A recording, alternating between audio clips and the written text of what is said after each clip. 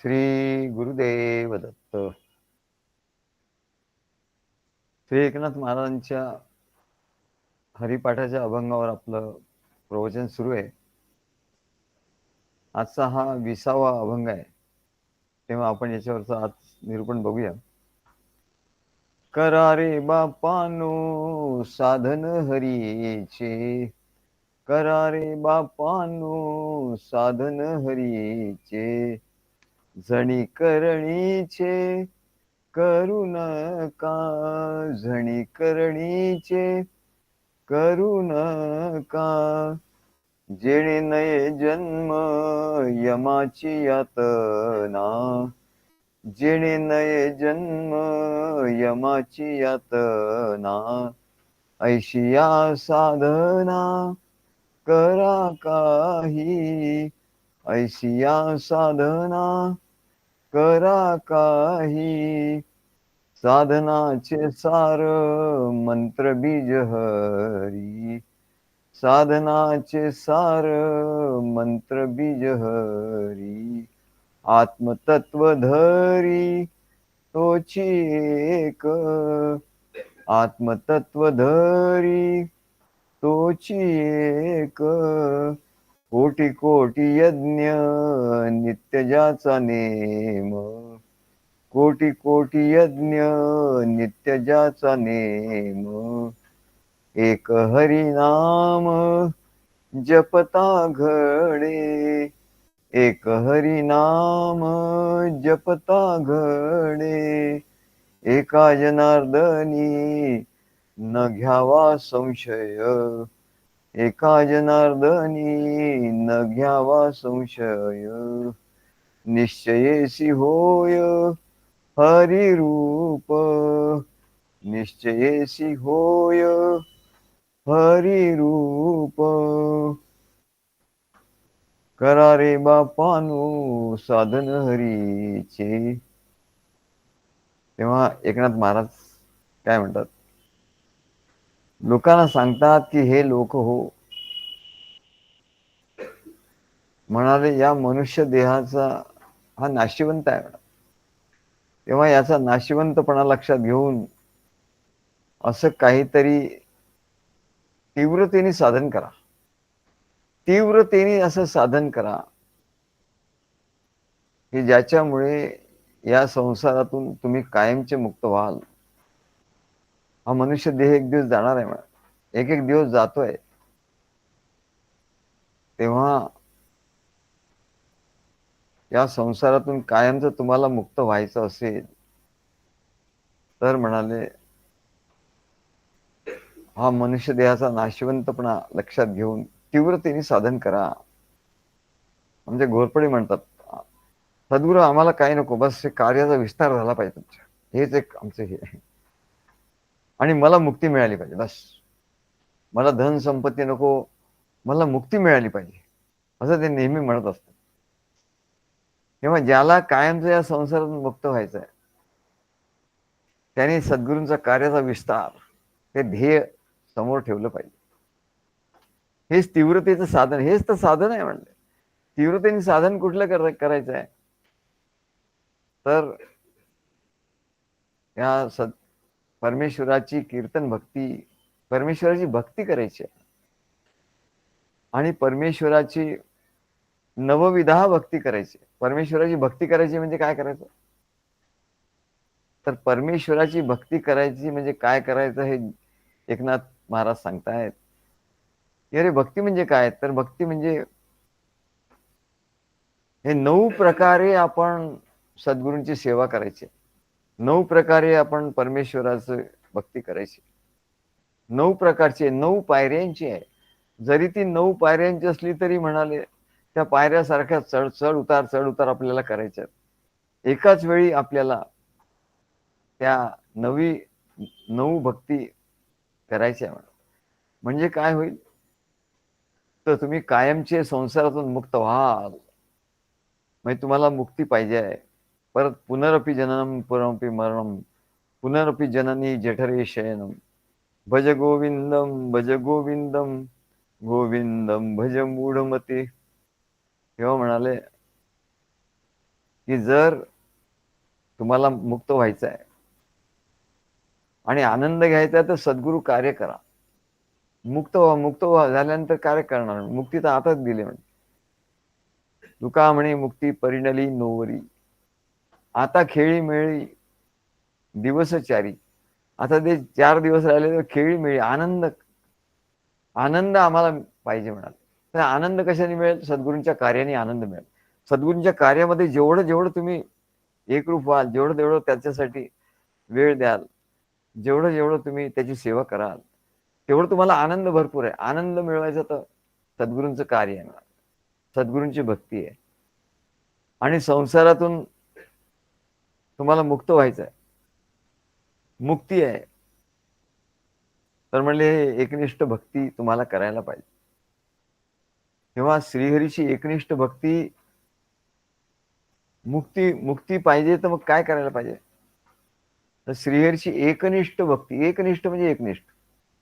नाही तर इथे पण जातो, तिथे पण जातो, हेही साधन करतो, तेही साधन करतो, ध्यानही करतो, पूजाही करतो, काय आणखी काय करतो, आणखी कोणाचा तरी मंत्र म्हणतो, आणखी कुठलं तरी पुस्तक वाचतो, आणखी कुठला तरी काय हे बघतो, कुठलं तरी चॅनल बघतो, व्हिडिओ बघतो. अरे अशाने होणार नाही म्हणले. भक्ती म्हणजे एकनिष्ठता. एकनिष्ठतेशिवाय भक्ती घडूच शकत नाही म्हणजे. एक म्हणजे एक. एकनिष्ठता म्हणजे भक्ती. आणि म्हणून भक्तीमध्ये एकनिष्ठता पाहिजे, हे मुख्य आहे म्हणा. एकनिष्ठता कशी येईल? तर सद्गुरूंच्याच फक्त कार्यामध्ये, सद्गुरूंचं ज्ञान, फक्त सद्गुरूंचं ज्ञान घ्यायचं. इतर कुठेही ज्ञान घेऊन तुला उपयोग होणार नाही म्हणा. सद्गुरूंचीच कार्यामध्ये भक्ती करायची, इतर कुठेही काही भक्ती करून काही उपयोग होणार नाही. याला एकनिष्ठता असं म्हणतात. मग मुक्त व्हायचं तर त्याचं साधन काय आहे? तर श्रीहरीची एकनिष्ठ भक्ती हेच खरं या मोक्षाचं साधन आहे. मोक्षाचं साधन काय? श्रीहरीची एकनिष्ठ भक्ती, सद्गुरूंचं एकनिष्ठ भक्ती हे या मोक्षाचं साधन आहे. आणि ती नुसती करायची म्हणून करायचं नाही म्हणा, तर ती अंतःकरणापासून घडली पाहिजे. मन, बुद्धी, चित्त सर्व म्हणाले त्याच्यामध्ये ओतून, जीव ओतून ती भक्ती घडली पाहिजे. नाही तर आज करू, उद्या करू, नाही इकडे जाऊन बघू, हेही ऐकून बघू, तेही करून बघू, तर म्हणाले ती एकनिष्ठ होणार नाही, अंतःकरणापासून होणार नाही. आणि निश्चयाने घडली पाहिजे. निश्चयाने घडणार नाही म्हणाले. श्रद्धेने, दृढ श्रद्धा आणि दृढ निश्चयाने घडली पाहिजे, की मला आता हेच करायचंय, याच्यापेक्षा दुसरं काही करायचं नाहीये. तेव्हा असं अंतःकरणापासून आणि निश्चयाने जेव्हा ते घडते, तेव्हाच त्याला मोक्ष प्राप्त होतो, नाही तर नाही प्राप्त होणार मला. भक्ती ही अंतःकरणापासून घडली पाहिजे, निश्चयाने घडली पाहिजे. नाही मग हे सद्गुरू सांगतात ते ज्ञान आम्ही ऐकतो, दुसरं आणि कोणी काहीतरी ज्ञान सांगतं, काहीतरी व्हिडिओ बघतो, तेही आम्ही ऐकतो, मग तिकडे जातो, इकडे जातो, तर म्हणले एकनिष्ठता राहणार नाही, मग भक्ती घडणार नाही, मोक्ष तर दूरच राहिला म्हणाले. अंतःकरणापासून घडणार नाही, वरपांगी काहीतरी घडणार. हेही ऐकू, तेही ऐकू, थोडं थोडं हे ऐकू, थोडं थोडं ते ऐकू, असं अंतःकरणापासून ते काही घडणार नाही. निश्चय होणार नाही म्हणले. जे काही सद्गुरू सांगतात त्याचा निश्चय होणार नाही. निश्चय झाला नाही तर तसं आचरण घडणार नाही, आणि तसं आचरण घडणार नाही तर तशी भक्ती घडणार नाही, आणि तशी भक्ती घडणार नाही तर मुक्ती तशी मिळणार नाही. हे सरळ सहज आहे म्हणाले. त्यामुळे वरपांगी भक्तीचा काही उपयोग होणार नाही. भक्ती वरपांगी तो दाखवेल, वरपांगी कोणीतरी दाखवेल, दिखावा करेल. सद्गुरूही समजतात, ठीक आहे, तेही वरपांगी सांगतात, ठीक आहे, छान आहे, उत्तम आहे, तेही वरपांगी बघ.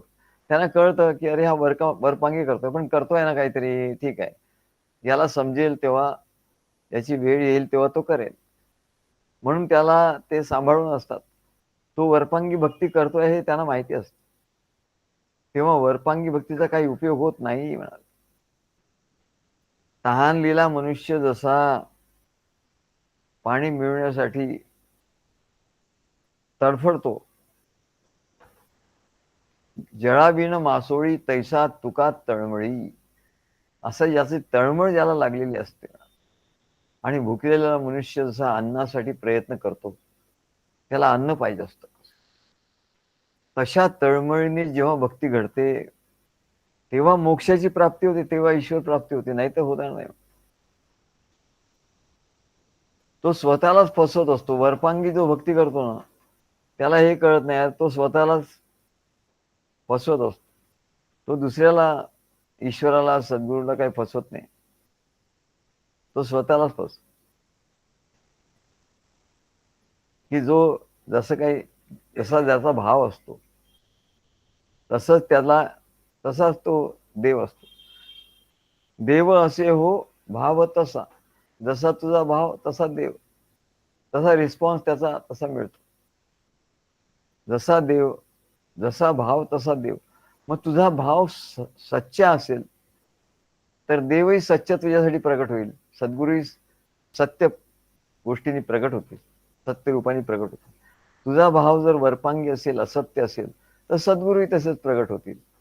तसा अनुभव तुला, अनुभवही तसाच मिळेल, असत्य अनुभव मिळेल. सत्य सद्गुरू मिळूनही तुला असत्य, असत्य असा अनुभव मिळेल. मग हे सगळं तुझ्याकडेच आहे म्हणले, तुझ्याच हातात आहे म्हणले. तुला सत्य अनुभव पाहिजे की असत्य अनुभव पाहिजे, हे तुझ्याच हातात आहे बाबा, सद्गुरूंच्या हातात नाही, तुझ्या हातात आहे. तू जसं करशील, जसा तुझा भाव असेल. देव से हो भाव तसा, नका विचारू देव कसा. अरे देव कसा तू विचारू नको म्हणा, तुझा भाव जसा असेल ना तसा देव होईल म्हणा, आणि तसा तुला अनुभव येईल. म्हणून अशा तळमळीची भक्ती घडली पाहिजे म्हणा. उगीच काहीतरी करायचं म्हणून काहीतरी करायचं, किंवा लोक काहीतरी करतात म्हणून आपणही करायचं. लोक म्हणतात अमुक करा म्हणून तसं करायचं. कुठल्या व्हिडिओत बघितलं तसं करा म्हणून सांगितलं म्हणून तसं करायचं. तर हा कुठेच जाणार नाही म्हणा. हा नुसतं फिरतच राहणार. 84 लक्ष योनीतून हा फिरणार म्हणा. तर लोक करतात म्हणून आपण करायचं असं नाही. सद्गुरू काय सांगतात तसं आपण करायचं. तर ती मुक्ती प्राप्त होईल, तर आनंद प्राप्त होईल. अष्टपैलू हिरा जसा असतो, हिऱ्याला पैलू पाडल्यानंतर तो जसा हिरा दिसतो, असा चमकदार दिसतो, त्याचं तेज असं आणखी वाढतं. तशी, आणि तो अष्टपैलू हिरा जो सर्वात श्रेष्ठ असतो, तशी म्हणजे नवविधा भक्ती ही श्रेष्ठ आहे. म्हणजे अनेक अनेक साधनं आहे. कोणी सांगतात योग, योग करा, प्राणायाम करा. काय कोणी सांगतं ज्या पिंडामध्ये चक्र आहेत त्याच्यावर ध्यान धरा.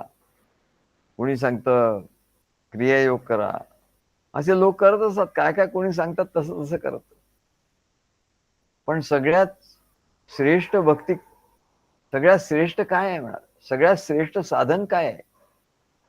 करा रे बापानो साधन हरीची. हरीचं साधन काय आहे? तर हरीचं साधन म्हणजे हरीची भक्ती, हरिभक्ती, हरिभक्ती परायण. हरीला काय आवडतं? हरीला योगी आवडत नाही, हरीला ते चक्र आवडत नाही, हरीला ते क्रियायोग आवडत नाही. हरीला काय योग याग विधी येणे नोहे सिद्धी, वायाची उपाधी दंभ धर्म. हरीला काय आवडतं? तर नवविधा भक्ती त्याला आवडत, त्याला भक्ती आवडत. आणि म्हणून भक्ती ही सर्वश्रेष्ठ साधन आहे म्हणा. पण लोक काहीतरी कशाच्या तरी मागे लागतात. कोणी काय ध्यानच करतात, कोणी काहीच करतात. सर्वश्रेष्ठ म्हणजे नवविधा भक्ती, 9 प्रकारांनी जेव्हा भक्ती श्रीहरीची घडते तेव्हा श्रीहरी प्रसन्न होतो, सद्गुरू प्रसन्न होतात, म्हणजे श्रीहरी प्रसन्न होतो. तेव्हा एकनाथ महाराज काय सांगतात की तीव्रतेने साधन करा. साधन हरीचं साधन करा. हरीचं साधन म्हणजे हरीची भक्ती. अहो बघा, सगळ्या संतांचं वाङ्मय बघा, सगळ्या संतांनी काय केलं ते बघा.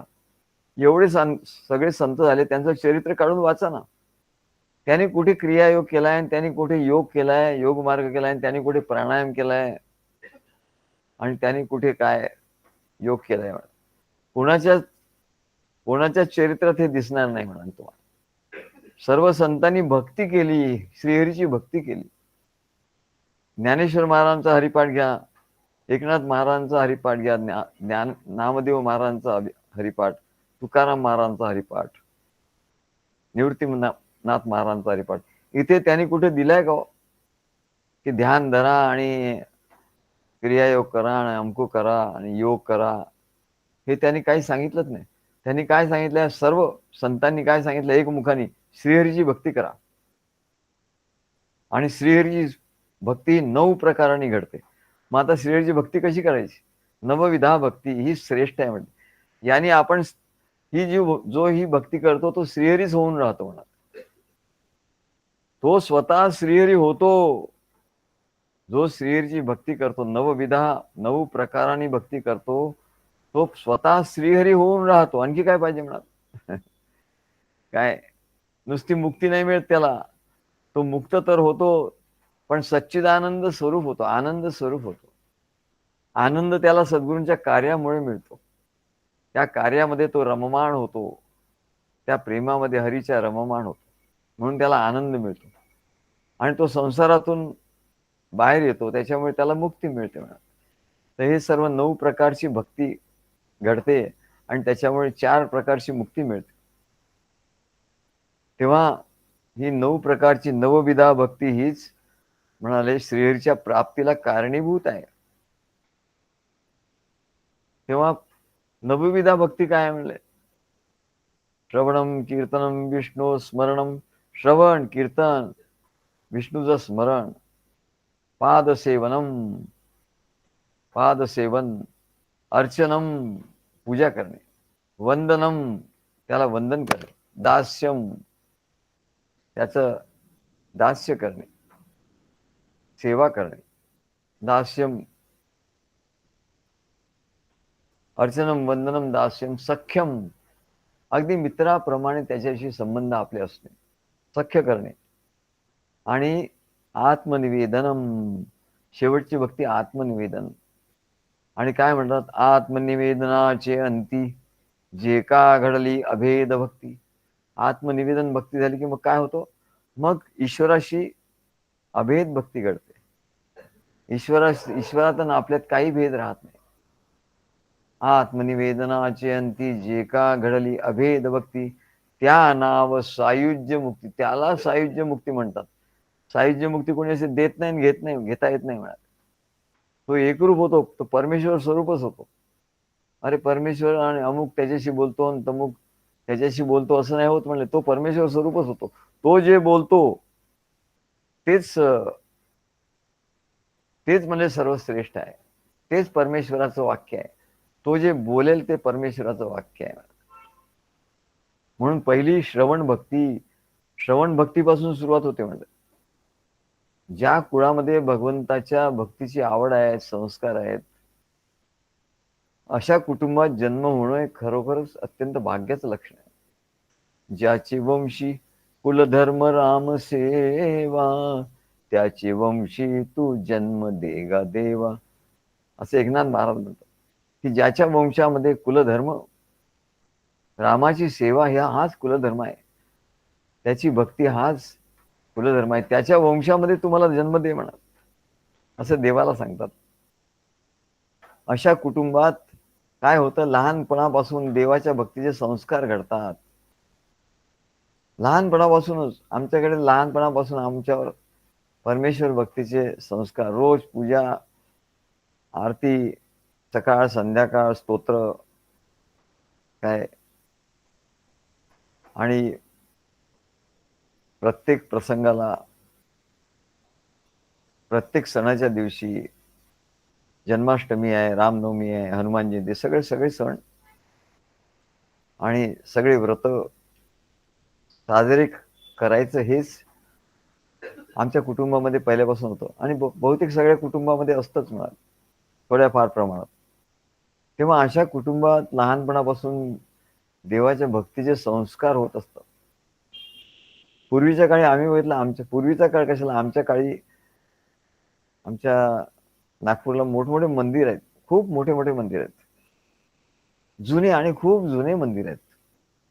त्या मंदिरामध्ये काय व्हायचं की सकाळी सर्व आटोपलं, जेवण वगैरे झालं की त्या मंदिरामध्ये पुराणिक येऊन बसायचे आणि पुराणिक कधी रामायणावर, कधी महाभारतावर, कधी गीतेवर, कधी ज्ञानेश्वरीवर असे त्यांचे प्रवचन होत असत. आणि असं प्रवचन आम्ही जात असो लहानपणी. आम्ही आमच्या आजीबरोबर जात होतो. मग आम्हाला आवड निर्माण झाली. आम्ही स्वतःच जातो. आम्ही मिडल स्कूलमध्ये जेव्हा होतो, तेव्हा शाळा आमची सकाळची असायची. सकाळी शाळेतून आलं, जेवण वगैरे केलं की मग आम्ही जायचो. आमचे मामा स्वतः त्या अय्याचीत मंदिरामध्ये, बालाजी मंदिरामध्ये पुराण सांगायचे. आणि आम्ही गेलो की त्यांना आनंद व्हायचा. आम्ही थोडंसं उशिरा जायचो. थोडा उशीर व्हायचा. उशीर झाला तर ते खचाखच भरलेलं असायचं मंदिर. 500-600 लोक जास्तच असायचे. आणि पाय ठेवायला जागा नाही. पण ते आम्हाला असा हात करायचे. त्यांना आनंद व्हायचा. ते हसायचे आणि आम्हाला असा हात करायचे. आता तिथे तिथे जागाच नाही पाय ठेवायला. अहो, अक्षरशः आम्ही लोकांच्या मांडीवर पाय ठेवून जायचो. मला म्हणा आश्चर्य वाटतं. पण आम्ही लहान होतो त्याच्यामुळे लोकांना काही वाटायचं नाही. मांडीवर आणि अगदी ते मी मागे बसलो तर नाही, पुढ्यात म्हणजे अगदी समोर. आणि आम्ही महाराजांच्याकडे आलो तर महाराज सुद्धा आम्हाला, मला एवढं आश्चर्य वाटलं. महाराज म्हणायचे, "अरे इथे, इथे." थोडंसं मागे बसलो तर, "नाही, नाही, इथे, इथे समोर. माझ्या समोर माझ्या पायाच्या जवळ बस." म्हणजे असं काय, हे खरोखर म्हणाले अत्यंत भाग्याचं लक्षण आहे, भाग्याचं लक्षण. आणि त्याच्यामुळे आमच्यावर संस्कार होत राहिले. म्हणून आमचं एवढं पाठांतर वगैरे कसं झालं म्हणा. संस्कृतचे श्लोक झाले, काय अभंग झाले, की आम्ही स्वतः पाठ नाही केलेले. ते पाठांतर आपोआप झालं म्हणा. देवाच्या भक्तीचे संस्कार असे. आता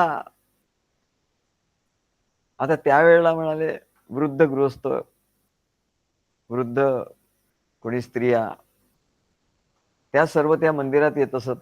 आणि साधारणतः 1 ते 4 पर्यंत इतका आनंद, त्या आनंदात जात असे. श्रवण, वाव!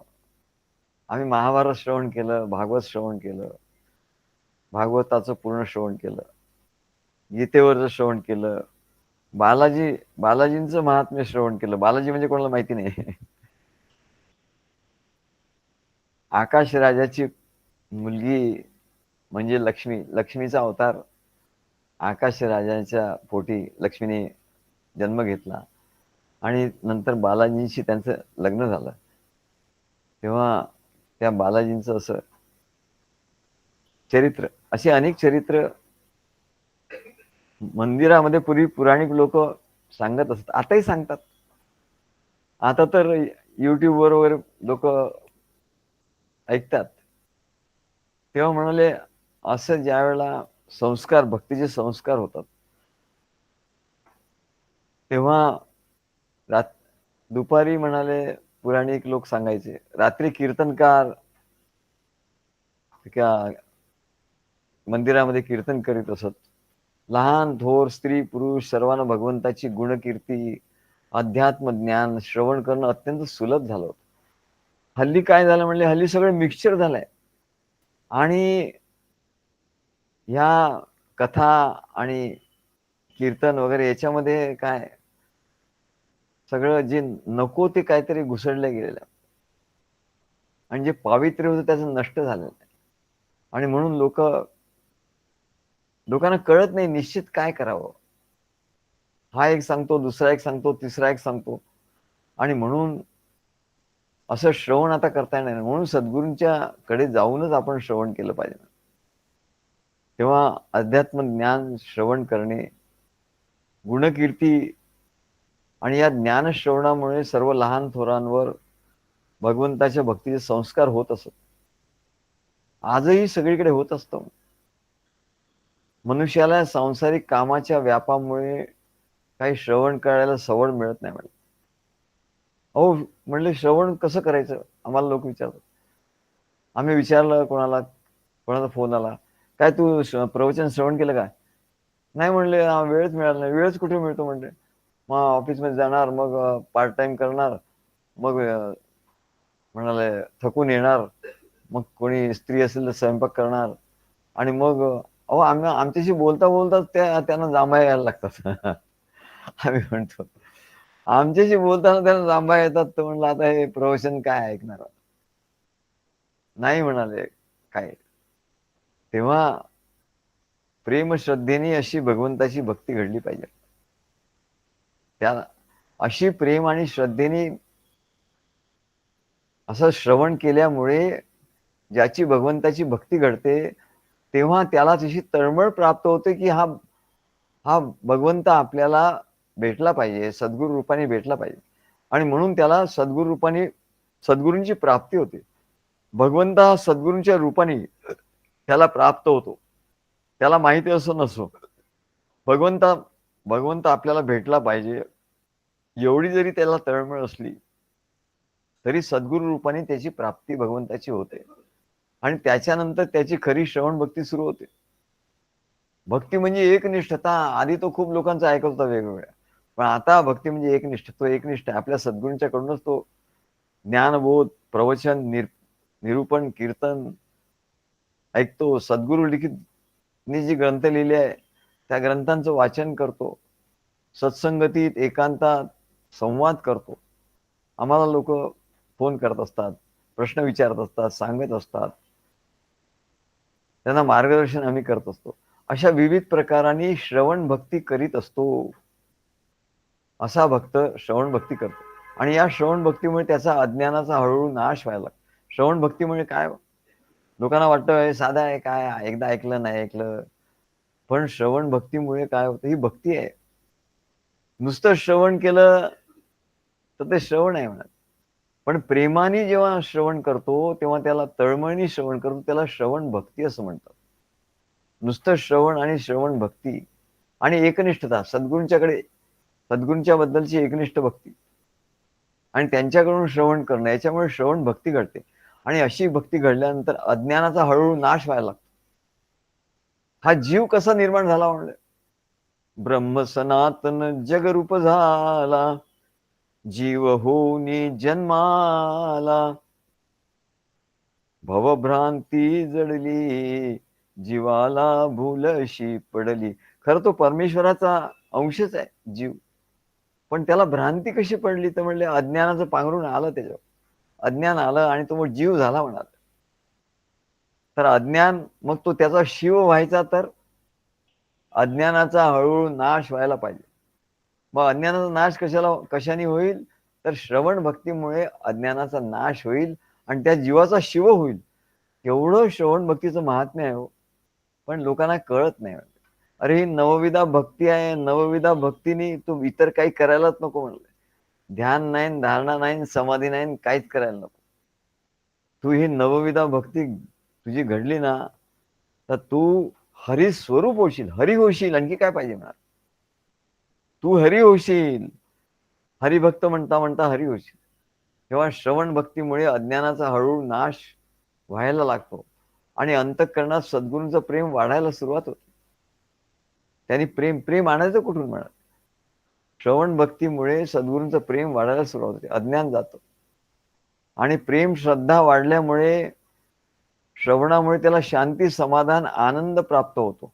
नाही तर त्याच्या ठिकाणी संशय न धरावा, संशय एका जनार्दनी न धरावा संशय. संशय आला की गेलं म्हणा सगळं मुसळ केरात गेलं म्हणा. एका जनार्दनी न धरावा संशय.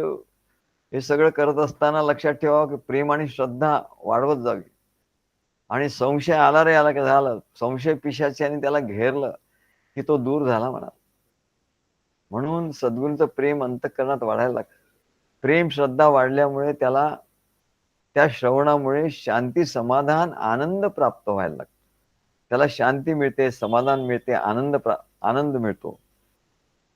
आणि श्रवणामुळे काय काय होतं, संकटाच्या वेळी आणि कठीण परिस्थितीत तो असताना, किती कठीण परिस्थिती असो, किती संकटाची परिस्थिती असो आणि किती मोठं दुःख असो, त्याचं मन किती उद्विग्न झालेलं असो, त्याला सद्गुरूंच्या सहवासात रक्षण, मार्गदर्शन आणि शांती प्राप्त होते. सद्गुरूंच्या सहवासात त्याला रक्षण प्राप्त होतं. आधी त्याचं रक्षण होतं.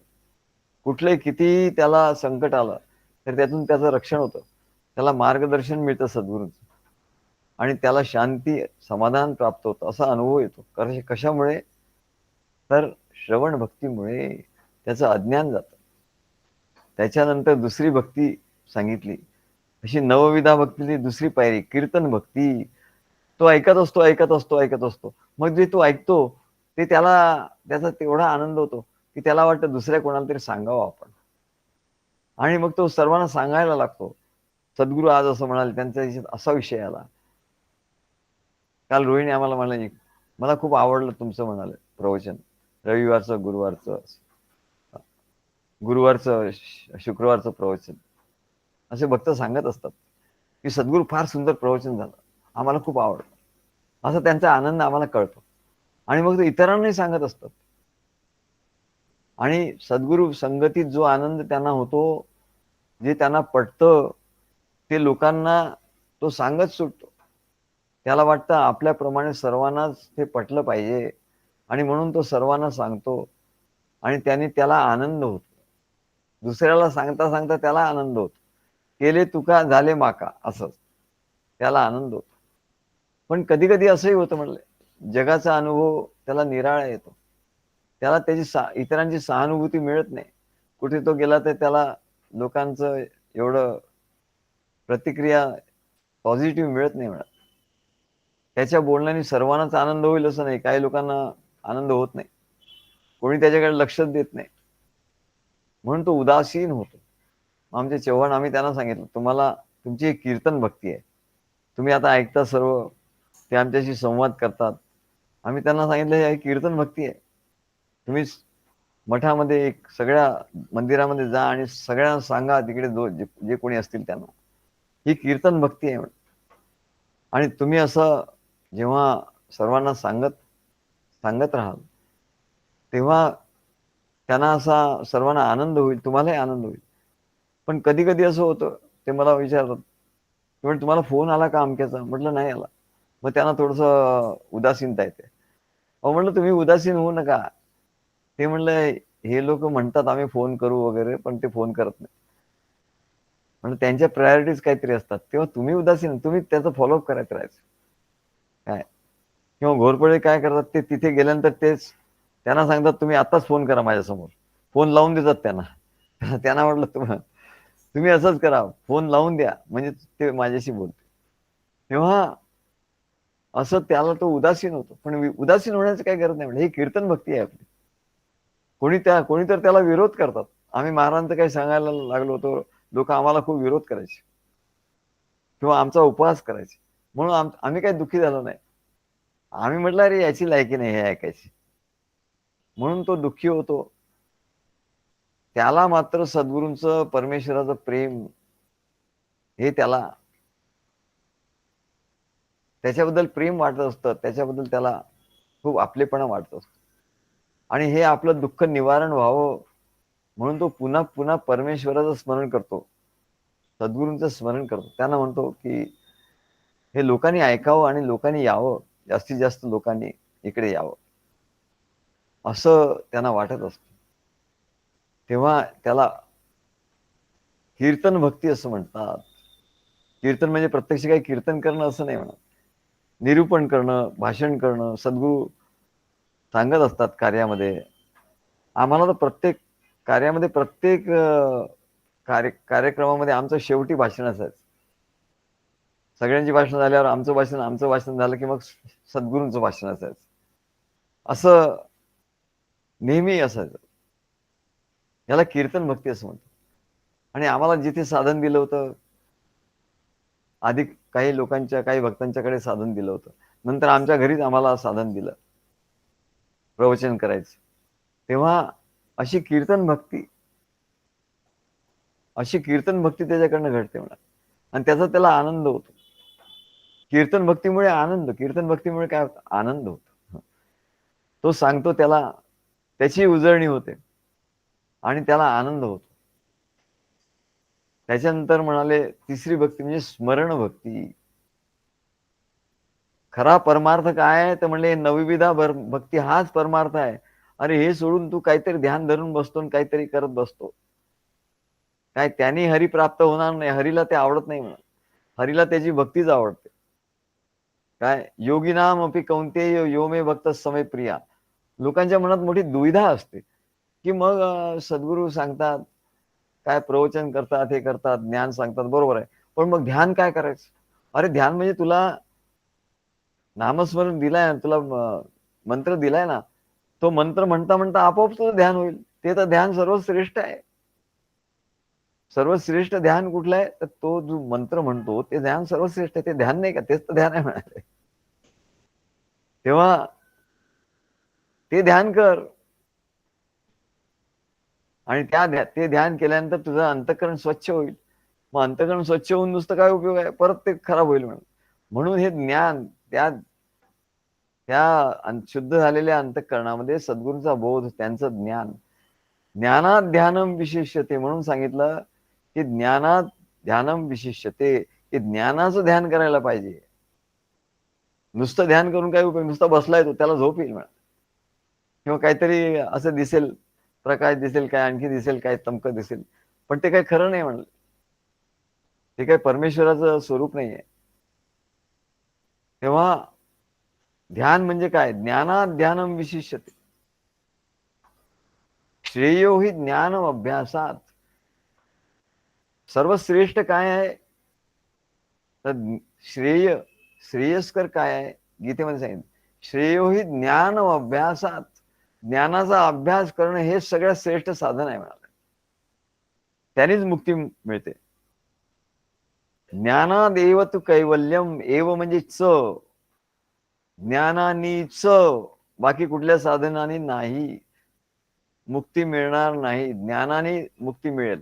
आणि मुक्ती मिळाल्यानंतर परमेश्वराची प्राप्ती झाली का? नाही, मुक्ती मिळेल तुला, पण परमेश्वराची प्राप्ती आणि आनंद हे कशाने मिळेल? हे भक्तीने मिळेल. जेव्हा तू भक्ती करशील, ही नवविधा भक्ती करशील, तर तुला परमानंद प्राप्ती होईल. तुला परमेश्वराची प्राप्ती होईल, परमानंद प्राप्ती होईल. आणि मुक्ती तुला ध्यानाने प्राप्त होईल. कशाच्या ध्यानाने? ज्ञानाच्या. ज्ञानात एव तू कैवल्य. ज्ञानात ध्यानम विशिष्यते. ज्ञानाचं ध्यान हेच विशिष्ट ध्यान आहे म्हणाले. आणि म्हणून त्या रामकृष्ण मठाचं पुस्तक गभीरानंद स्वामींना त्यांनी पाठवलं. आम्ही त्याचं हिंदीमध्ये ट्रान्सलेशन केलं. ते प्रज्ञानंद स्वामींना एवढं आवडलं. हे काय झालं म्हणाले, ते पुस्तक हिंदीत का त्यांनी केलं? त्यांना तर हिंदी येत नव्हतं. इतर पुष्कळ विद्वानांनी भाषांतर केलं, पण त्यांना ते पसंत आलं नाही. आम्ही भाषांतर केल्यानंतर त्यांना पसंत आलं. म्हणून हे खरं भाषांतर आहे.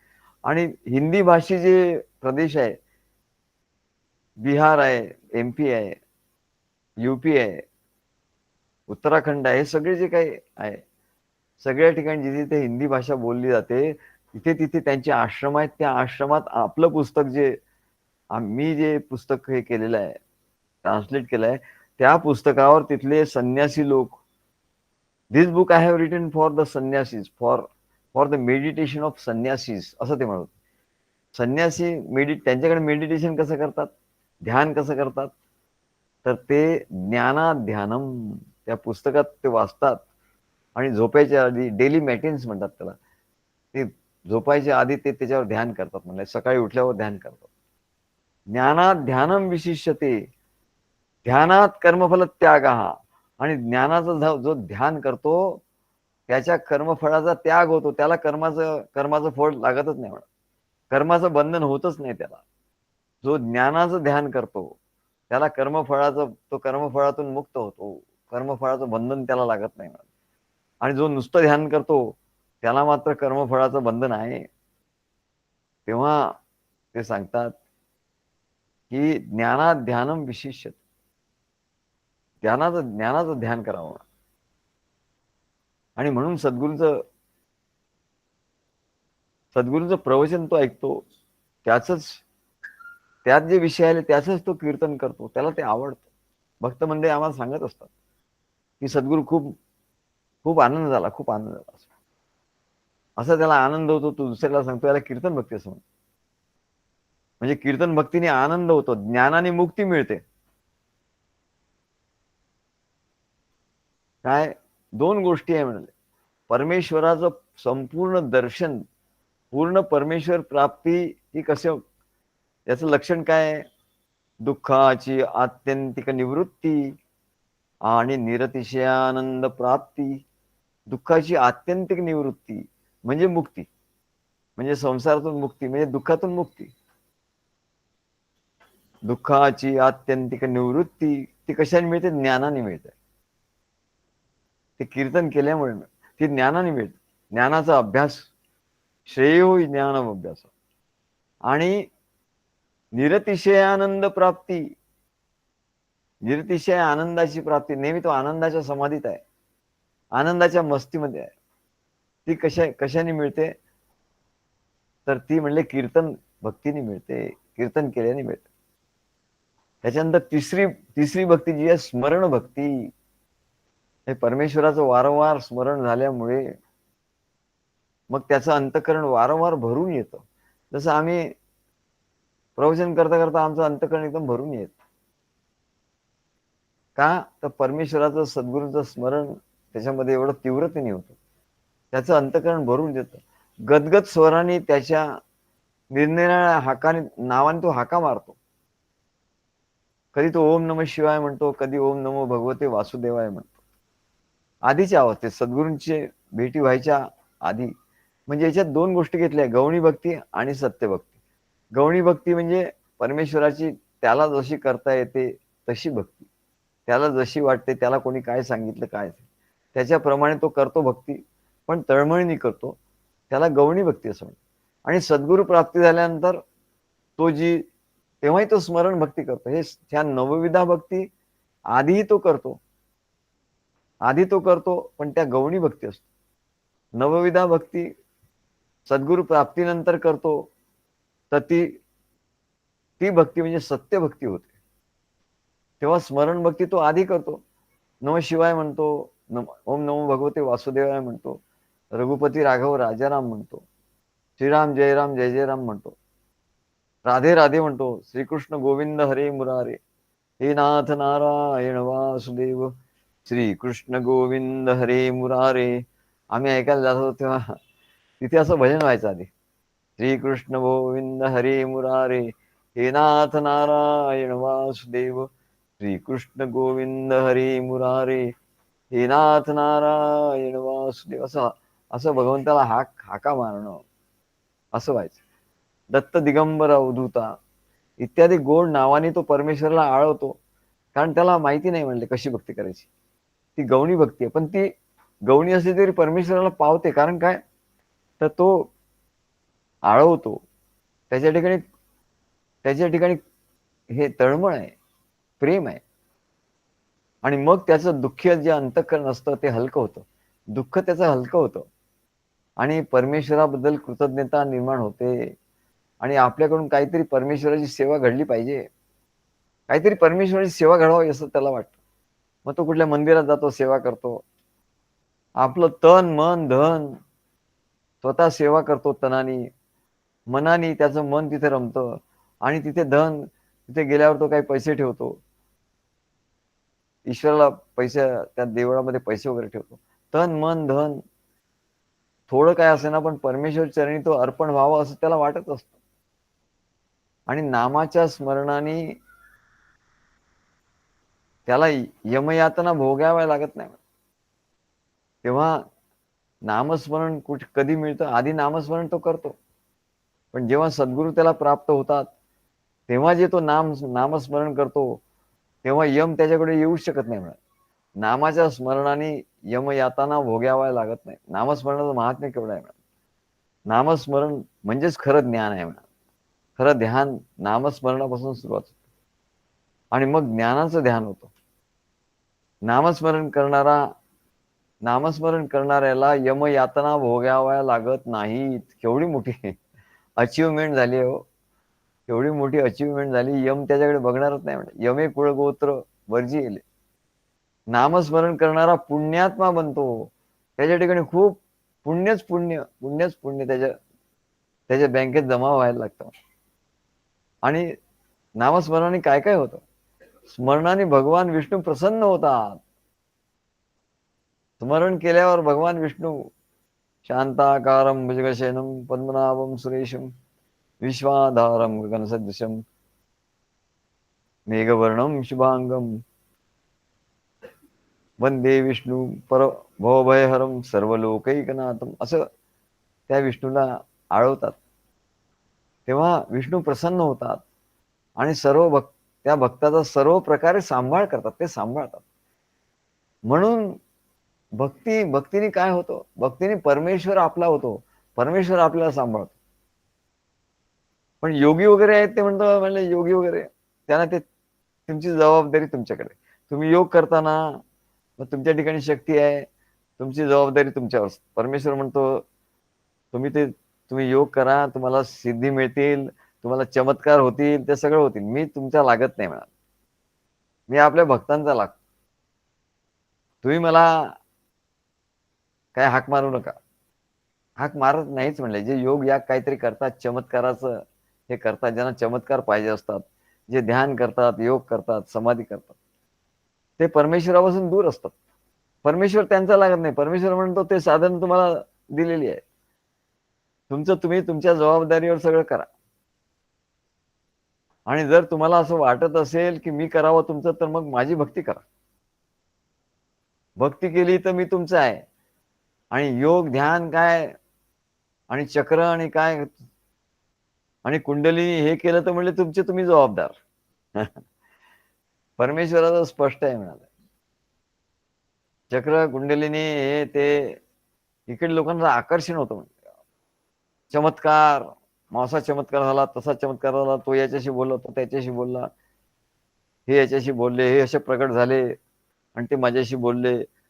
अरे ते माझ्याशी, मी आणि तू जोपर्यंत आहे, तो मी जोपर्यंत आहे म्हणाले, तोपर्यंत तुझा उद्धार होणार नाही. मी तू पण उर्मी आहे तोपर्यंत तो उद्धार नाही. आणि हे मीपणा जो आहे, हा मी माझ्याशी बोलले, मला असं केलं म्हणजे मी मोठा, म्हणजे तो मोठा झालाच ना. तो आपला मोठेपणा सांगतो, आपला गौरव सांगतो. माझ्याशी बोलले, ते माझ्याशी असं बोलतात, ते माझ्याशी असं करतात, ते मला असे भेटतात, ते असे मला दिसतात, असे चमत्कार घडतात, म्हणजे तुझा मी आहे. जोपर्यंत तुझा मी आहे तोपर्यंत परमेश्वर लांब आहे म्हणाले. ईश्वरस्य अपि अहंकार अहंकार द्वेषित्वात, इतकंच नाही तर ईश्वर या अहंकाराचा द्वेष करतो. ईश्वर कशाचा द्वेष करत नाही, फक्त एकाच गोष्टीचा द्वेष करतो. ईश्वरस्य अपि, ईश्वर सुद्धा द्वेष करतो का? हो, ईश्वर तसा कोणाचा द्वेष करत नाही. परंतु त्याला एका गोष्टीचा मोठा राग आहे म्हणजे, मोठा द्वेष करतो. ईश्वरस्य अपि अहंकार द्वेषित्वात, कुठे अहंकार बघितला की तो त्याला तडाखा दिल्याशिवाय राहत नाही. अहंकार द्वेषित्वात. आणि त्याला प्रिय काय ईश्वरा? दैन्यम प्रियत्वाच. जेव्हा तो दीनपणे जातो, सद्गुरूंच्याकडे जातो, नम्र भावाने जातो, सद्गुरू तुम्ही सांगता तसं मी करणार असं म्हणतो, तर सद्गुरू त्याचा सांभाळ करतात. आणि जो स्वतःच्या आढ्यतेने जातो त्याला चांगला मार पडतो म्हणा. काय, परमेश्वर त्याला चांगला चोपून काढतो. तेव्हा ईश्वरशी अपि अहंकार द्वेषित्वा दैन्यम प्रियत्वा, परमेश्वराशी एकरूप उत्तर व्हायचं दूरच राहिलं म्हणाले. हा अहम गेल्याशिवाय त्याला परमात्मा प्राप्ती होत नाही, त्याला आनंदाची प्राप्ती तर होतच नाही, मुक्ती तर त्याला मिळणारच नाही. तेव्हा नामस्मरणाचं एवढं महात्म्य आहे. नामस्मरण करणारा पुण्यात्मा बनतो आणि स्मरणाने भगवान विष्णू प्रसन्न होतात आणि ते त्या भक्ताचा सर्व प्रकारे सांभाळ करतात, सर्व प्रकारे सांभाळ. पण ते नाम कसं? तर सद्गुरू हृदयात आहेत आणि त्यांचं नाम तो घेतोय, त्यांनी दिलेलं नाम जे आहे ते तो घेतोय. तर नाहीतर नाही म्हणले, नाहीतर त्याचं हृदयात काहीच नाही आणि तो आपलं नाम घेत बसला. काय हृदयात काहीच नाही, हृदयात सद्गुरू नाही, प्रेम नाही, काही नाही. आणि तो आपला माळा जपत बसला, एवढा जप झाला, तेवढा जप झाला, एवढे हजार झाले, तेवढा हजार झाले. तर मग त्याला विपरीत अनुभव यायला लागतो. असे जप करणारे आमच्याकडे येतात. ते म्हणतात हो, म्हटलं एवढं तुम्ही जप करता, मग तुम्हाला चांगले अनुभव यायला पाहिजे. मग वाईट अनुभव काय येतात? त्यांना वाईट अनुभव येतात. मग ते आमच्याकडे म्हटलं इथे उलटच झालं. म्हणलं नामस्मरण करणारा खरं तर पुण्यात्मा बनतो, पण तुझ्या ठिकाणी तो अहंकार आहे आणि तो अहंकार म्हणले सगळ्या तो जप आणि हे ते सगळं त्या भक्तीचं वाटोळ करतो. तेव्हा नामस्मरणाच्या प्रभावाने मनुष्य शरीर पुण्यमय होऊन जातो, पुण्यमय होत. रामनामामुळे भगवान शंकरांना विषाची बाधा झाली नाही. भगवान शंकरांनी विष कसं प्राशन केलं? कारण ते रामनामाचं स्मरण करत. स्मरण भक्ती, प्रभू रामाची भक्ती त्यांनी स्मरण भक्ती केली आणि नामाने कुंडलिनी शक्ती आपोआप जागृत होते. हे वेगळी कशाला जागृत करायला पाहिजे?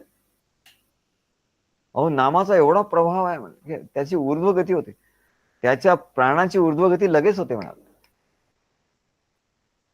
नामाने त्याच्या प्राणाच्या ऊर्ध्वगती लगेच होते, लगेच.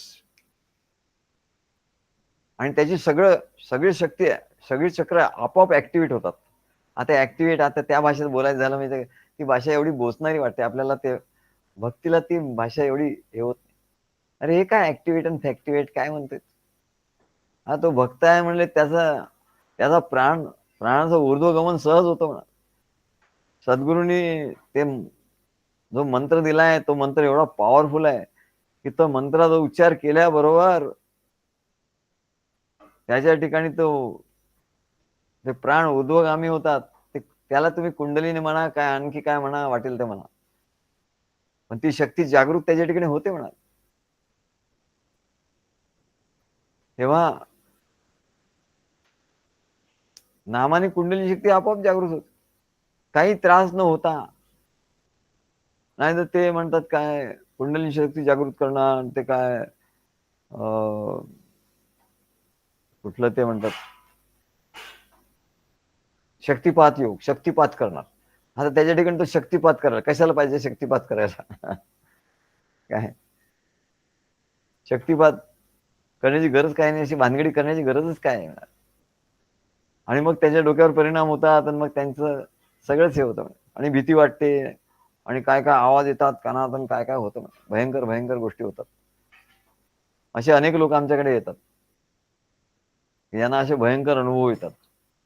मग त्याच्यापेक्षा सद्गुरूंनी जे नाम दिलंय म्हणजे सद्गुरूंची मूर्ती आपल्या हृदयात आहे, असे काय विषाद आहे कुठलं काय भीती वाटणार आणि काय होणार?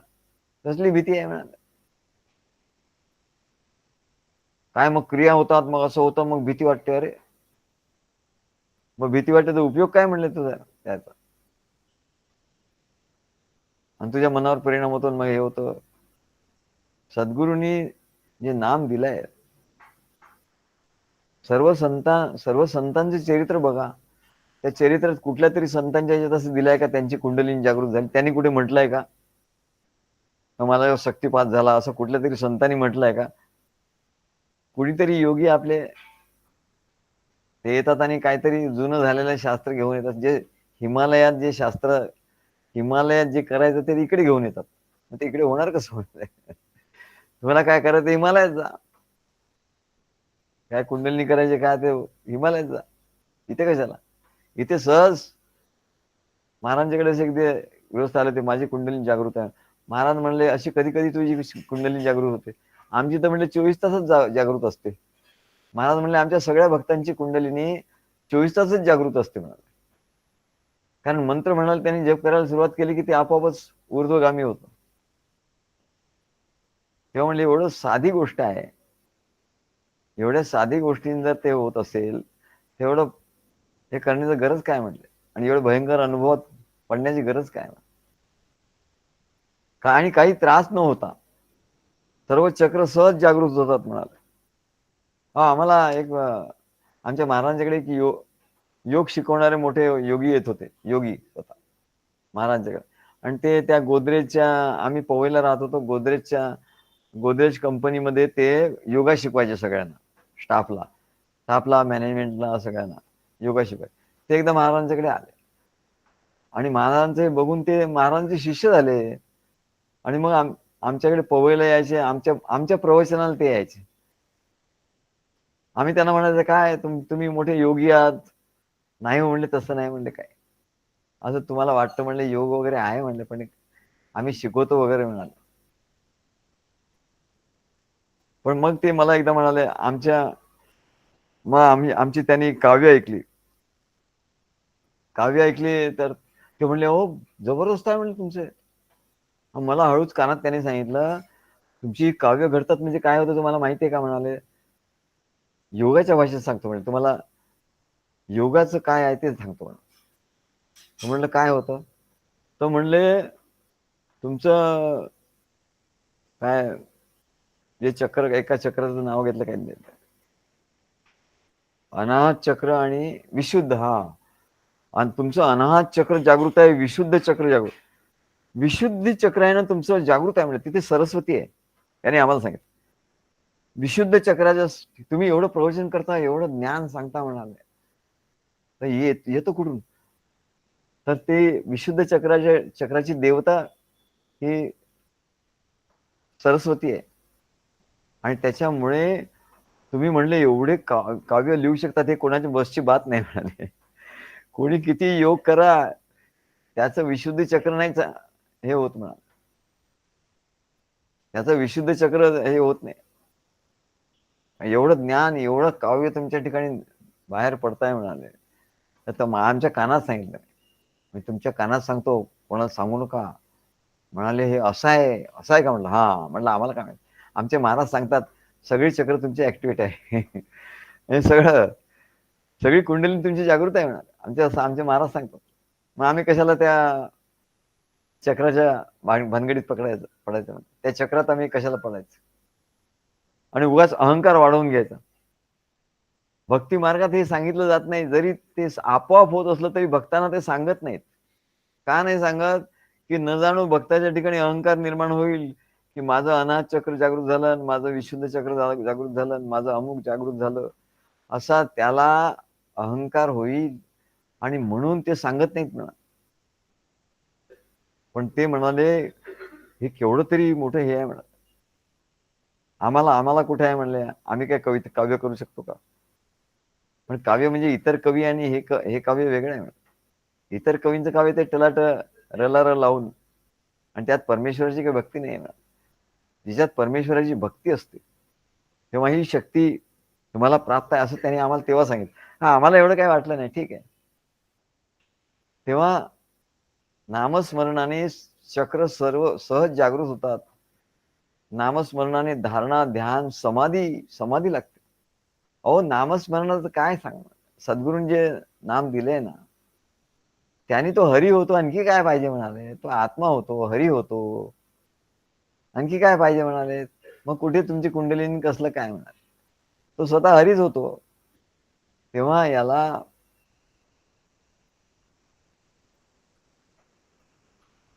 ही भक्ती, कीर्तन भक्ती, स्मरण भक्ती, एवढं आपण बघितलं. त्याच्यानंतर म्हणाले चौथी भक्ती, पाद सेवन भक्ती. हे फार महत्वाची गोष्ट आहे. आपण म्हणतो भक्ती मार्गात आहात सर्व तुम्ही, पण भक्ती कशी करायची, भक्ती म्हणजे काय, भक्ती करायचं म्हणजे काय करायचं, नाही तर तुम्ही भरकटून जाल. ही नवविधा भक्ती तुम्ही जर केली तर तुम्ही हरिस्वरूपाचा अनुभव शेवटी हरिस्वरूपाचा अनुभव घ्याल. याची ग्वाही देतायत काय एकनाथ महाराज. तेव्हा म्हणले सर्वश्रेष्ठ साधन आहे. झाडू संतांचे मार्ग, आड राणी पडले जन.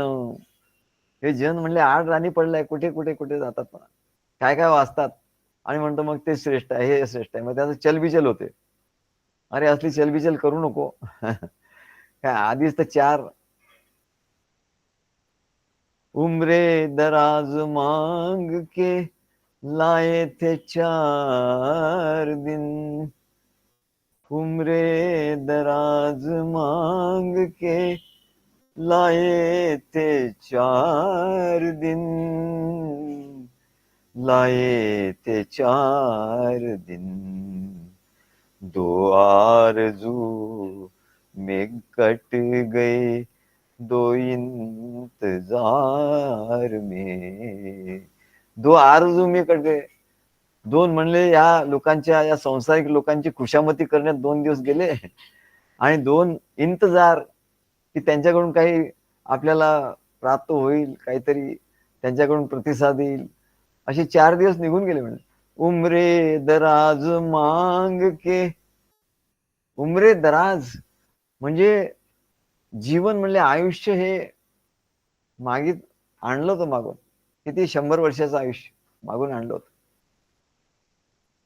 पण ते 2 क्षणासारखं, 4 क्षणासारखं. उमरे दराज मांग के लाए थे 4 दिन, 4च दिवस.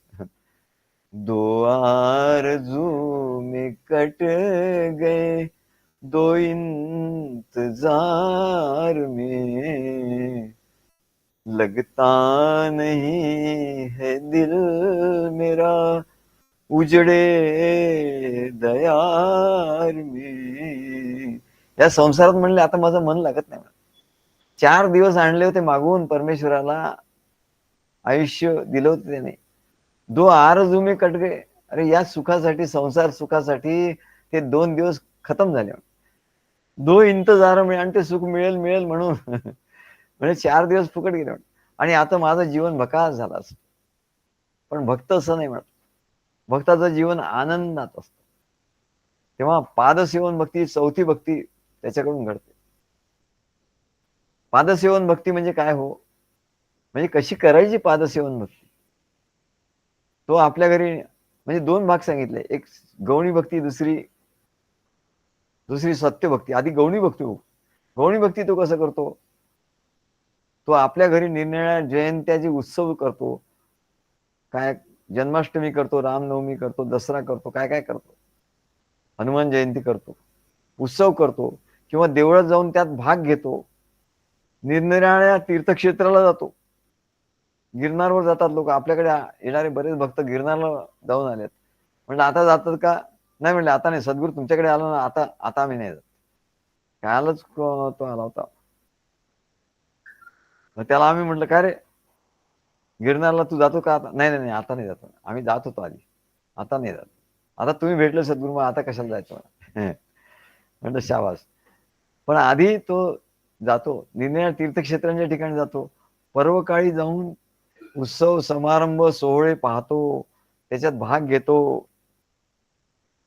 पण या गोष्टींनी त्याचं समाधान होतं का? नाही होत म्हणा. हे सर्व मंडळी जाऊन आली, अनेक साधू संत त्यांना भेटले. मग त्या साधू संतांनी तुम्हाला काय सांगितलं? आम्ही त्यांना विचारलं, तुम्ही गिरनारला गेले, इकडे गेले, आपल्याकडे भक्त मंडळी आहेत त्यांना. मग त्यांनी काय सांगितलं होतं? साधू संत भेटले नाही म्हणले. त्यांनी काही नाही. त्यांनी सांगितलं असं फिरून काय होणार नाही, तुम्हाला सद्गुरू प्राप्ती झाली पाहिजे. अरे कमाल झाली म्हटलं. तुम्हाला हे सांगितलं त्यांनी? हो म्हणले. जेवढे साधू लोक त्या तीर्थक्षेत्रांच्या ठिकाणी आम्हाला भेटले, तिथे त्यांनी आम्हाला हेच सांगितलं की सद्गुरू भेटले पाहिजे, तुम्ही सद्गुरूंचा शोध करा. तेव्हा तीर्थक्षेत्राच्या ठिकाणी जाऊन त्यांना काय मिळालं? तर साधू भेटले आणि तीर्थ कालेन फलती तीर्था सद्य साधू समागमा, साधूनाम दर्शनम पुण्यम, साधूनाम दर्शनम पुण्यम तीर्थभूता ही साधव, कालेन कालेन फलते तीर्थम सद्य साधू समागम. तीर्थक्षेत्रांच्याकडे ठिकाणी का जायचं? तिथे साधू असतात.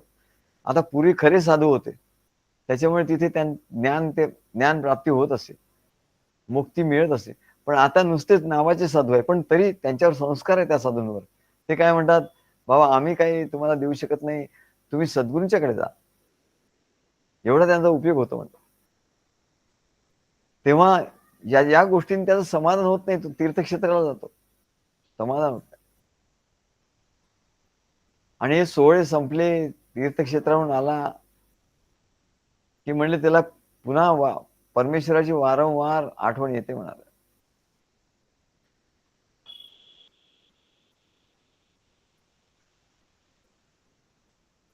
तेव्हा त्याला पुन्हा परमेश्वराची आठवण होते आणि पुन्हा संसाराच्या चक्रात तो अडकल्यामुळे त्याला परमेश्वराचा कधी कधी विसरही पडतो, सद्गुरूंचा विसरही पडतो, त्याला वाईट वाटतं.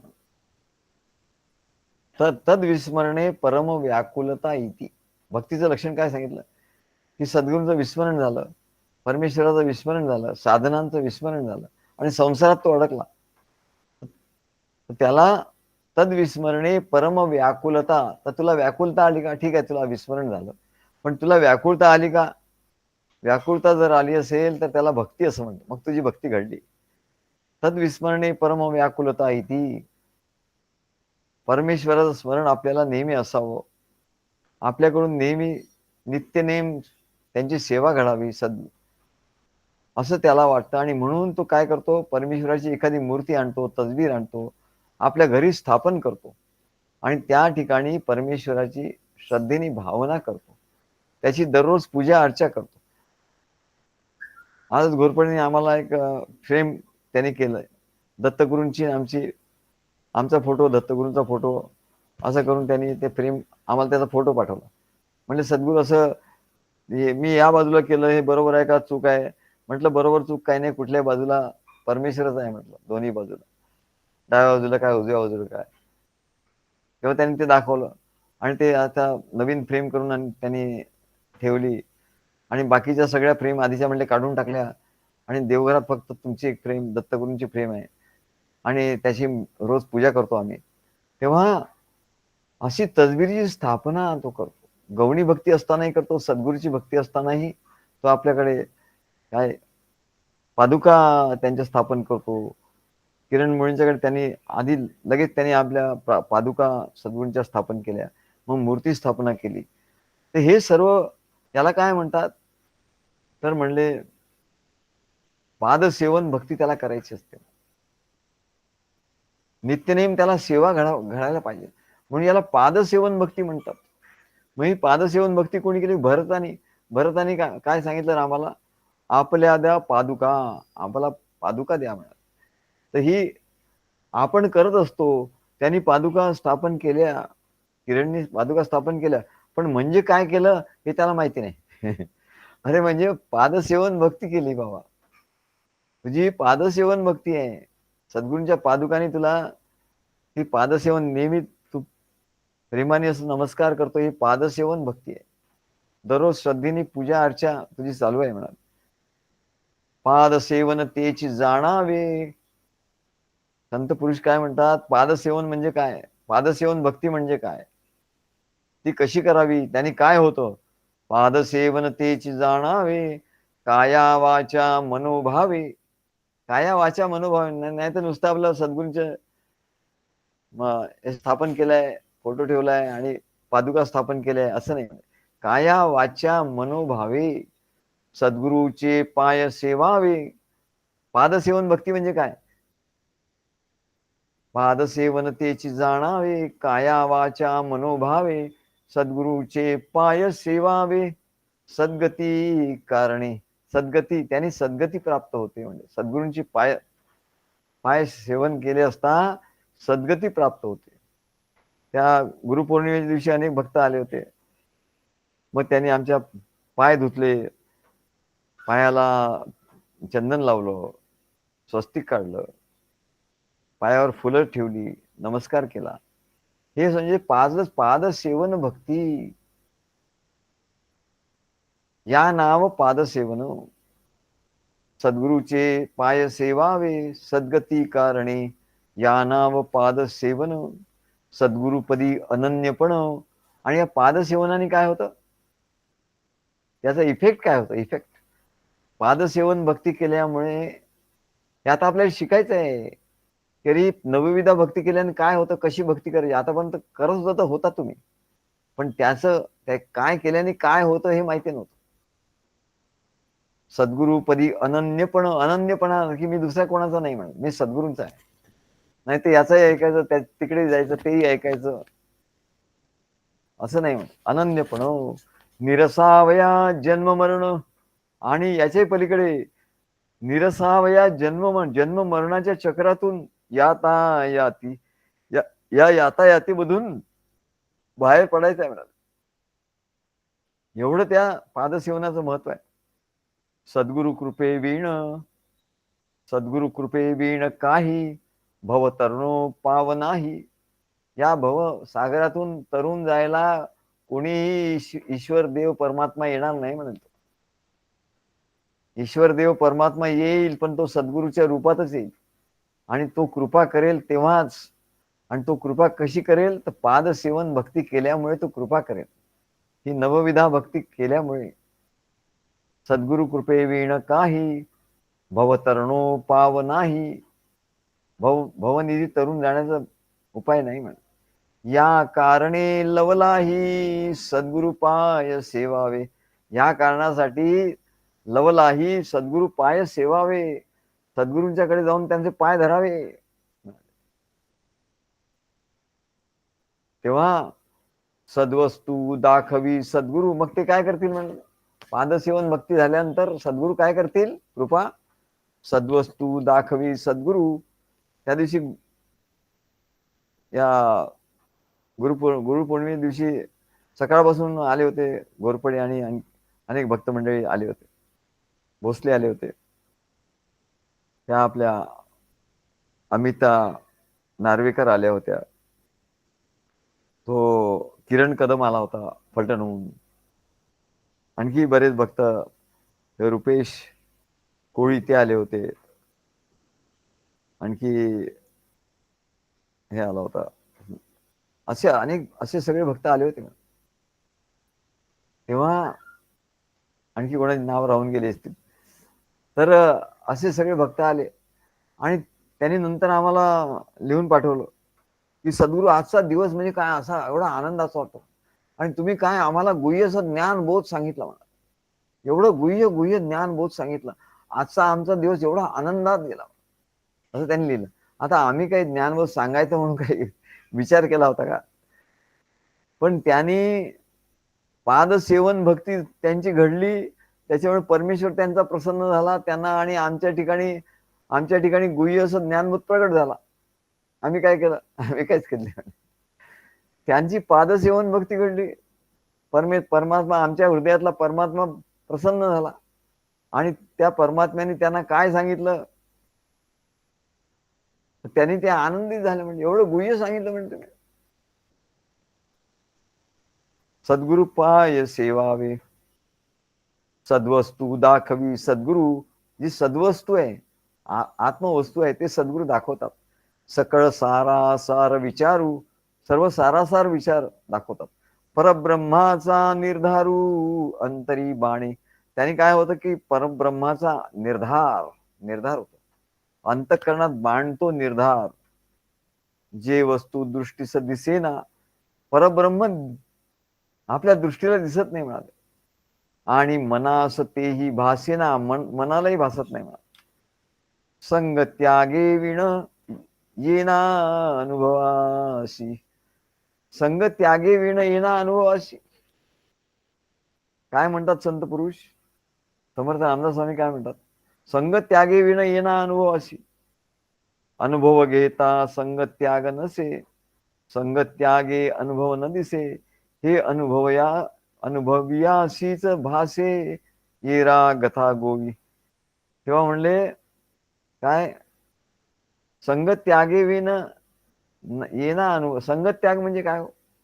संगत त्याग म्हणजे जो मीचा जो संग लागलाय ना, अहंकार, मी हे केलं, मी ते केलं, लगेच तो मी येऊन चिकटतो म्हणाले. कुठली गोष्ट झाली, कुठलीही काय झाला की तो मी येऊन चिकटतो. त्याला संग असं म्हणतात. विषय त्यागात संगत त्यागाच. परमेश्वर प्राप्ती पाहिजे असेल तर विषयांचा त्याग केला पाहिजे आणि संघाचा त्याग केला. विषयांचा त्याग सगळ्यांना माहिती आहे. संघ म्हणजे तो जो अहंकार आहे, काही केलं की अहंकार पकडतो येऊन, तो त्या फेविकॉल सारखा चिपकतो. तो मीपणा येतो म्हणाले. एवढंच काय, तर भक्तीचं काही साधन केलं, काही प्रवचन केलं, कीर्तन केलं, काय भक्तीचं साधन केलं की संघ लागला म्हणाल.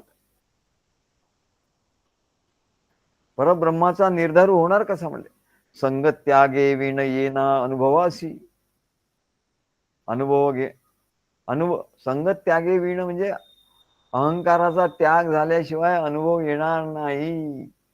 आणि गंमत अशी आहे की लोक म्हणतात मला अमुक अनुभव आला, तमुक अनुभव आला, हे बाबाजी दिसले, ते बाबाजी दिसले, मग ते बाबा दिसले, ते शंकर बाबा दिसले, अमुक बाबा दिसले, ते मला माझ्याशी बोलले. मग इतर लोकांना असं वाटतं, अरे आपल्याशी तर बोलत नाही, यांच्याशी बोलतात, हे ग्रेट आहेत. म्हणजे स्वतःला ग्रेट करून घ्यायचं.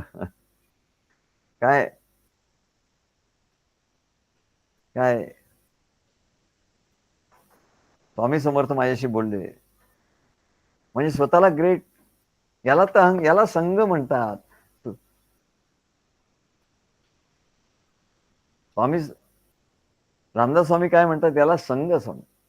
काही जर झालं की संसारात असो किंवा भक्ती मार्गात, भक्ती मार्ग नाही म्हणायचं त्याला, गौणी भक्ती म्हणायची, अज्ञान भक्ती म्हणायची. त्या अज्ञान भक्तीने काय होतं की मग हे दिसलं, ते दिसलं, हे ऐकू आलं, ते ऐकू आलं, अशामुळे काय होतं, अहंकार येतो. म्हणजे त्याला संघ असं म्हटलेलं आहे. त्याला समर्थ रामदास स्वामींनी संघ म्हटलेला आहे. त्याचा संघ एवढा आहे म्हणले, एवढा तो चिकटलेला आहे, मी काय विचारू नको. संघ त्यागा विण अनुभव येणार नाही. आणि गंमत अशी आहे की अनुभव, लोक म्हणतात आम्हाला अनुभव आला, त्यांनीच तर तो अहंकार वाढतो म्हणाले. मोठी गंमत. समर्थ रामदास स्वामी सांगतात, अरे संघ त्याग केल्याशिवाय परमात्मा भेटणार नाही. आणि लोक काय म्हणतात, मला अमुक अमुक अनुभव आला, तमुक अनुभव आला, तमुक अनुभव आला. यांनी काय होतं, तर संघ लागतो म्हणले. कशाचा? अहंकाराचा. अहंकाराचा संघ लागतो. आता म्हणजे त्याचा अहंकार वाढत चालला. आणि संगत त्यागाशिवाय तर अनुभव येत नाही. ही मोठी दुविधा होऊन राहते म्हणून. आजकाल सगळं असंच चालू आहे म्हणजे, सगळीकडे व्हिडिओ हे ते काय, तिथे संगत सुरू आहे म्हणा, संगती सुरू आहे, संघ सुरू आहे. संघ म्हणजे संघ, समर्थ रामदास स्वामी सांगतात, संघ म्हणजे काय? संघ म्हणजे अहंकार.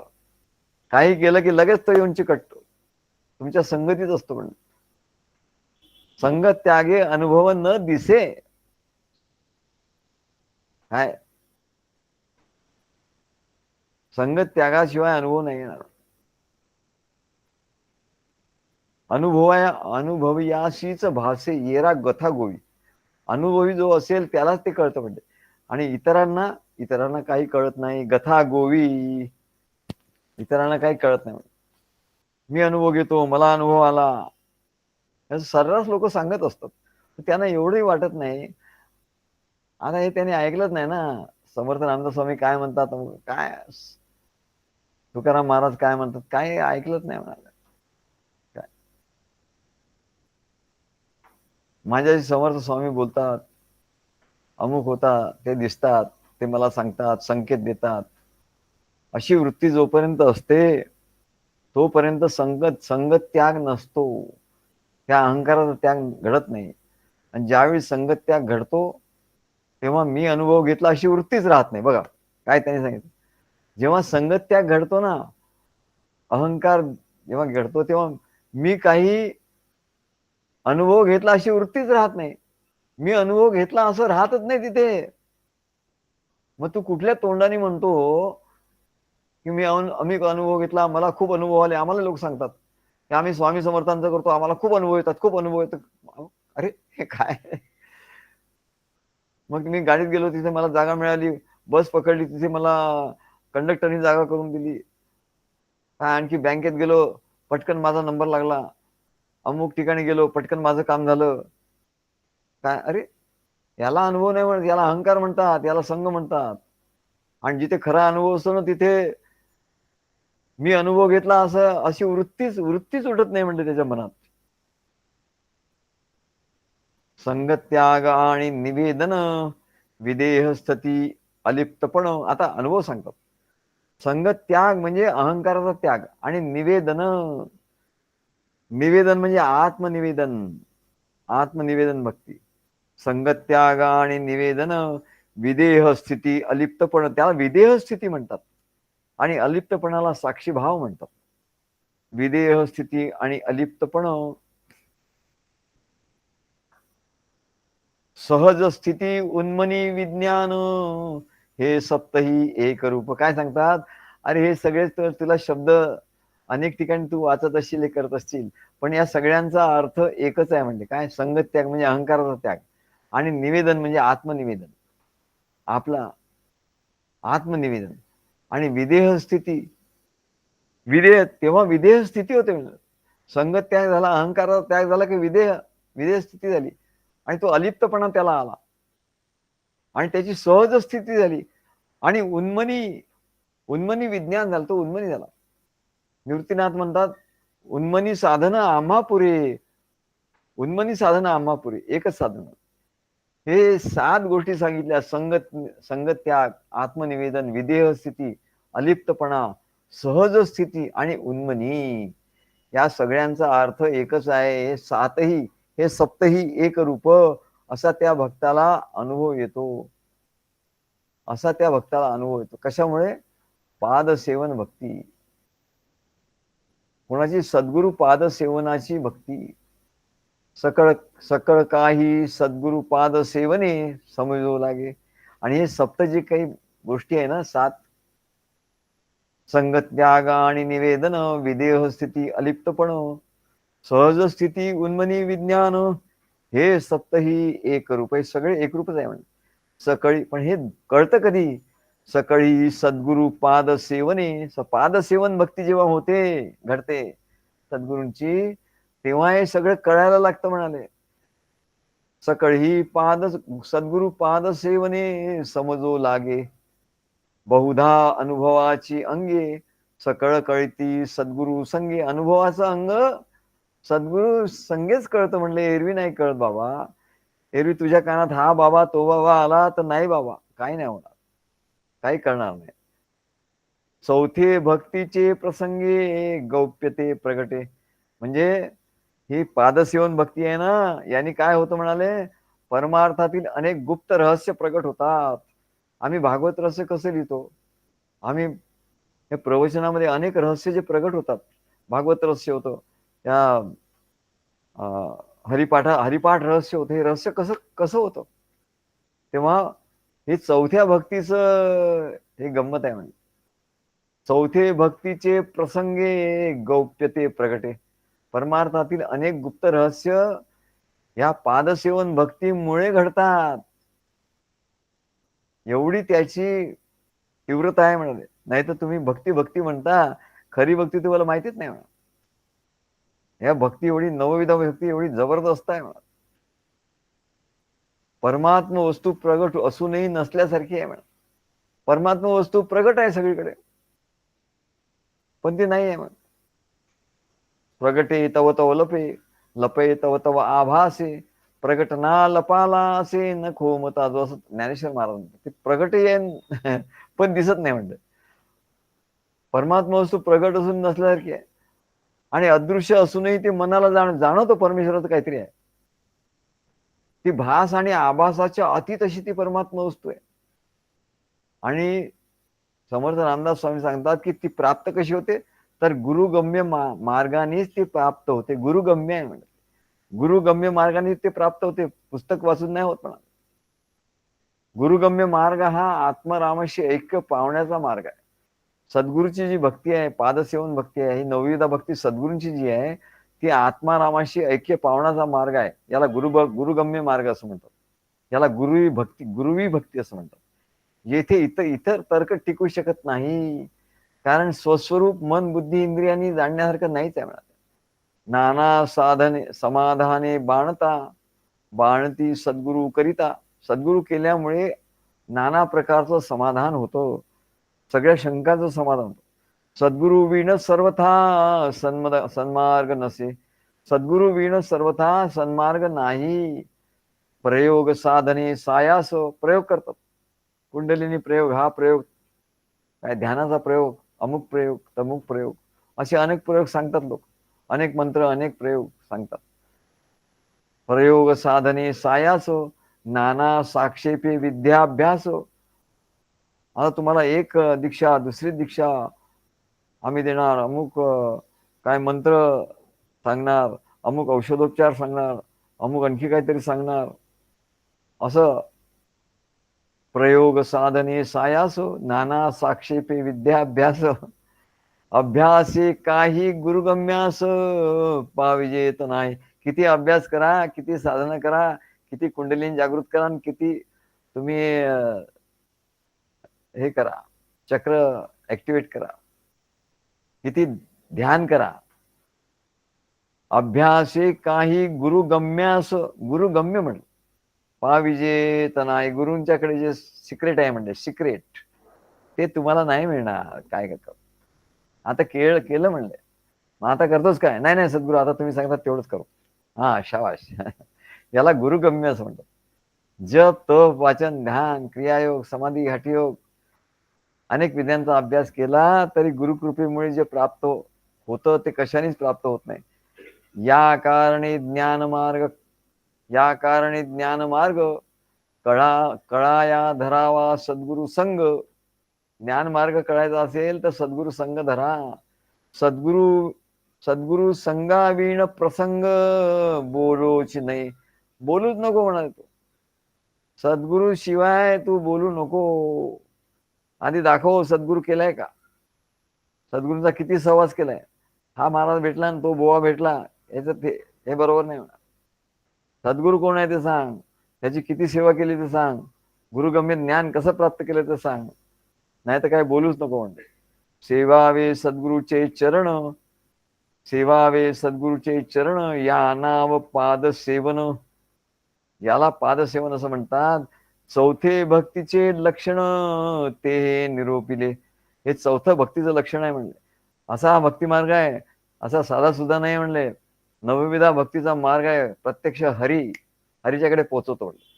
सद्गुरु पाय सेवणे, सद्गुरूंचं पाय सेवन, पदसेवन करणं, या नाव पादसेवन. याला पादसेवन भक्ती असं म्हणतात. ही चौथी भक्ती आहे म्हणते. चौथी भक्ती, या नाम पादसेवन. चौथी भक्ती पावन करीत असे त्रिजगती. तिन्ही लोकांमध्ये ती पावन करते आपल्याला. जये करिता सायुज्य मुक्ती साधकास होय. आणि ती केल्या पादसेवन भक्ती केल्या केल्या सायुज्य मुक्ती साधकाला होते म्हणाले. यांनी मला सायुज्य मुक्ती दिली, त्यांनी मला सायुज्य मुक्ती दिली. अरे कसली सायुज्य मुक्ती दिली? सद्गुरूंची पादसेवन भक्ती घडली का? नाही. कसली प्राप्त झाली तुला सायुज्य मुक्ती? काहीतरी सांगतो, लोकांना बनवाबनवी कर. पावन करीत असे त्रिजगती, जये करिता सायुज्य मुक्ती साधकास होय. श्री गुरुदेव दत्त. करा रे बापानो